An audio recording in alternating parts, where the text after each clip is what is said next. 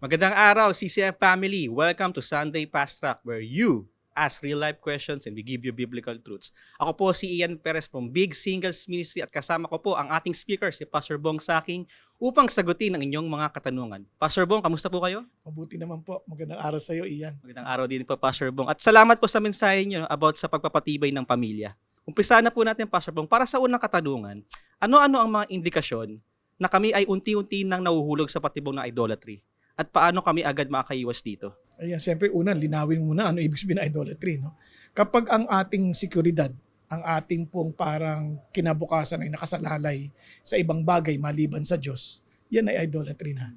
Kaya kung iniisip mo na, kunyari, ang pag-aaral o ang mga bagay ng material, ang yun ang magiging kasiguruhan mo sa buhay, na siyang ipinapasa mo sa iyong anak, then alam mo na idolatry na yun. Kasi they need to trust and find their confidence in God. Kung naalala nyo, sa Psalm 78, teach this to your sons and to your sons' sons. Di ba? Bakit? That they might find confidence in God.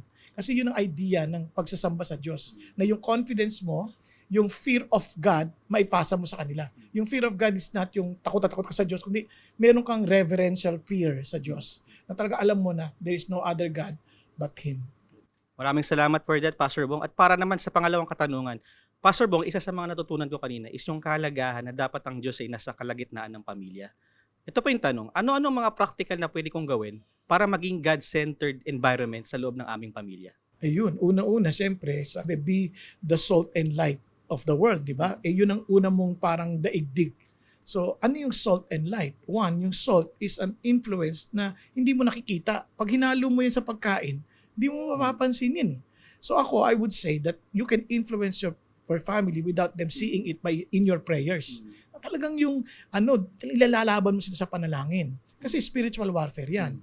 Pangalawa, yung light, na ito something obvious. Dito naman, papakita mo sila ng kagandahan ng kalooban. Kanyari, alam mo, dito lang sa Pilipinas, napaka-negative natin sa mga tao, no? Yung lang purihin mo lang yung tatay mo, yung nanay mo, o yung anak mo, yung may appreciate mo sila, ma-affirm mo sila ng pagmamahal kapareho na natanggap mo sa Diyos. Malaking bagay yon.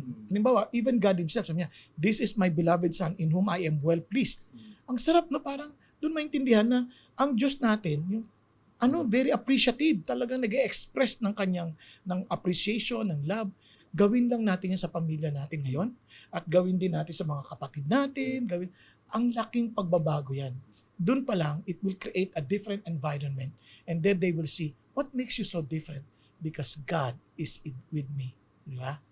Ang ganda ng mga advices niyo, Pastor Bong, no? Pero paano po kung ganito? At ito na po yung huling katanungan. Paano ko may encourage ang aking pamilya na magkaroon ng Christ-centered culture family kung hindi pa sila handa na tanggapin si Kristo? No, una-una, kung yung buhay may kainggit-inggit, no, they will find yung calmness, yung joy, because of your relationship with Jesus. Magtataka sila, what makes you so joyful? Kaya nga yung mga alagad, mapapansin mo sa Acts chapter 13, and they were filled with joy and with the Holy Spirit. Kung meron isang bagay tungkol sa Christians, during the early Christians, they're known for their joy. At dahil doon, marami ang naapektuhan, marami ang naakit sa Panginoon Diyos, kasi ang saya-saya talaga nila. Kaya doon pa lang sa day by day in the temple and house to house, they break bread and they eat their meals together. Family yun, ha? They eat their meals together with gladness and sincerity of heart. Biruin mo yun, doon pa lang, iniyayapa nila mga kaibigan. And the Lord continued to add to their numbers. Di ba? Bakit? Kasi kita nila yung there's some form of joy na hindi mo pwedeng pekein, hindi mo pwedeng magkunwari dahil ito ay isang reality that only God can give. Maraming salamat, Pastor Bong, sa pagsagot sa aming mga katanungan.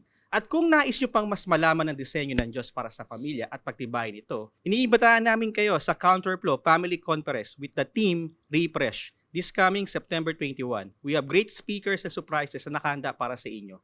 Para sa mga maraming detalye o pagbili ng ticket, visit counterflow.ph. And that's it for CCF Sunday Fast Track. God bless.